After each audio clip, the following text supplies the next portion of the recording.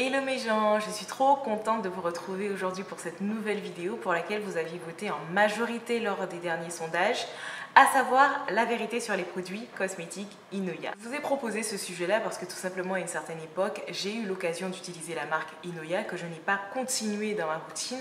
Malheureusement, vous découvrirez pourquoi au cours de cette vidéo. Cependant, en outre mon utilisation personnelle avec cette marque, j'ai tenu aussi à avoir l'avis des autres. J'ai un petit peu parcouru les réseaux sociaux, quelques sites internet comme par exemple Amazon.fr, quelques sites de revendeurs, notamment le site de la marque, afin de peu prendre la température sur les utilisateurs de la marque. Les avis sont assez mitigés au niveau de cette marque. Il y a beaucoup de doutes autour de son efficacité. Certains sont assez sceptiques quant aux diverses vidéos qu'ils aient pu, en tout cas, regarder sur les réseaux sociaux parlant de la marque. Certaines personnes accusant même les youtubeuses d'extrapoler autour de la marque pour des raisons de partenariat. Bref, en dépit de tout ceci, j'ai tenu aussi à avoir vos avis. Il n'y a pas si longtemps, je vous ai tout simplement demandé de témoigner de vos expériences en commentaire avec les produits Inoya. Là encore, il y a eu quelques personnes qui ont eu de belles expériences avec la marque, mais d'autres personnes où leurs avis étaient assez mitigés.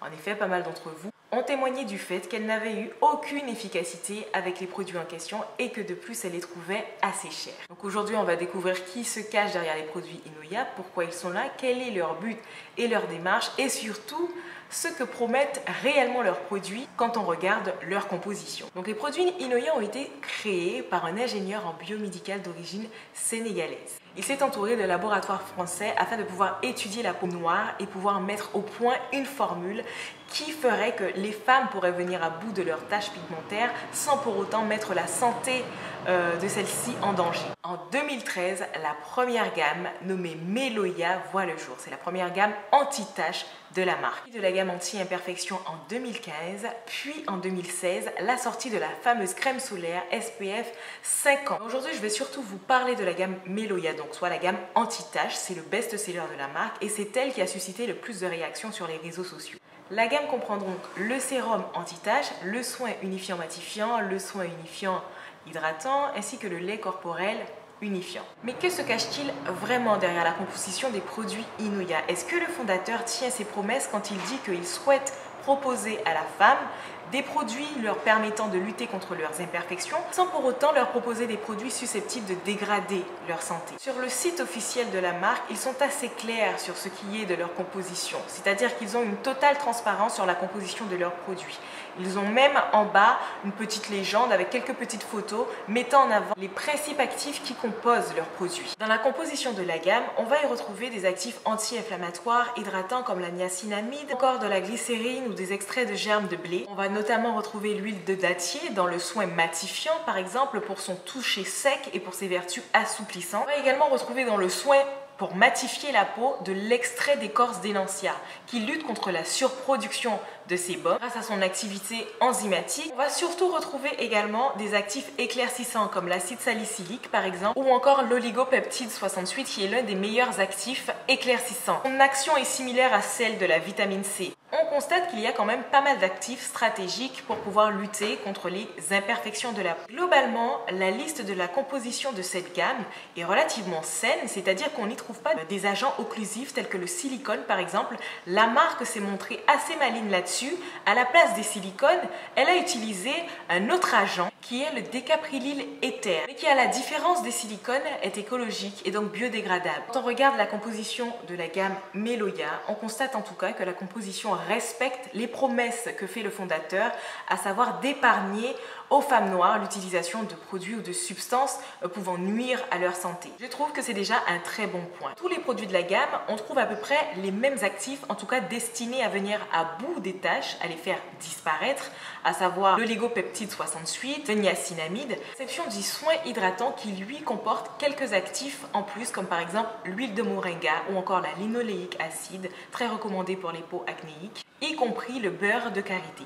Mais alors, pourquoi autant d'avis mitigés? Pourquoi autant de personnes sceptiques? Et pourquoi autant de personnes déçues par rapport à une gamme qui est pourtant très prometteuse, qui non seulement propose des actifs intéressants pour les imperfections, mais qui aussi est dans une démarche qui est honorable, qui est celle d'apporter des soins de qualité à la femme tout en respectant leur santé? Bien que les produits Inoya soient sortis dès l'année 2013, ce n'est que vers 2016 ou 2017 qu'on a commencé à les voir apparaître sur les réseaux sociaux. Et c'est d'ailleurs exactement précisément à ce moment que j'ai moi-même découvert la marque grâce grâce à ma collaboration avec Enancia qui m'avait fait découvrir les produits Inoya. Je n'ai malheureusement pas renouvelé ma routine avec les produits Inoya parce que tout simplement ma peau, mes problèmes de peau nécessitaient des produits beaucoup plus corsés en matière d'actifs afin de venir à bout de mes imperfections dans le temps en tout cas que je m'étais donné. Ce que je trouve dommage avec la marque, c'est leur façon en tout cas de faire parler de leurs produits sur les réseaux sociaux.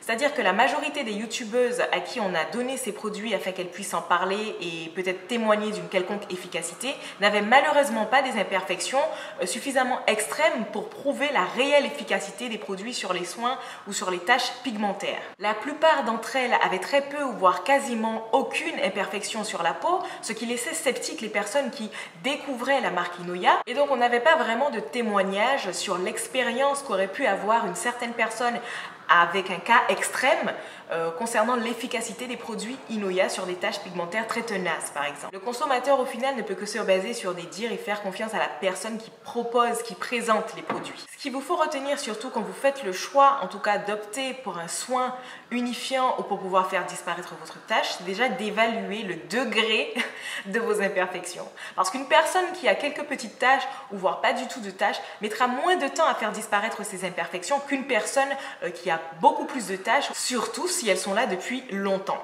Le processus d'évolution risque d'être beaucoup plus long pour certaines personnes. Et je vous l'accorde, pour certaines, les produits peuvent ne pas être efficaces dans la mesure où, parfois, certains cas, certaines imperfections nécessitent d'autres actifs ou d'autres soins afin de pouvoir en venir à bout. Pour moi, la gamme Meloya est une gamme parfaite pour tout ce qui est entretien de la peau au quotidien et pour prévenir les taches pigmentaires. Vraiment, si l'on a quelques petites imperfections par-ci par-là, il y a de fortes chances que vous puissiez avoir des résultats favorables. Maintenant, si votre cas est beaucoup plus extrême que quelques imperfections, je ne peux pas vous promettre que ces produits-là vont vous être d'une excellente efficacité. Ou alors, il vous faudra faire preuve de patience, de patience, de patience et encore de patience. Pour une marque en tout cas qui se positionne sur le marché de la cosmétique destinée aux femmes à la peau mate, noire et métissée, je trouve qu'ils ont fait mieux que leur concurrent qui est autre que Nuanciam. En effet, Nuanciam propose également des produits pour la peau noire, sauf qu'à la différence, on y retrouve quand même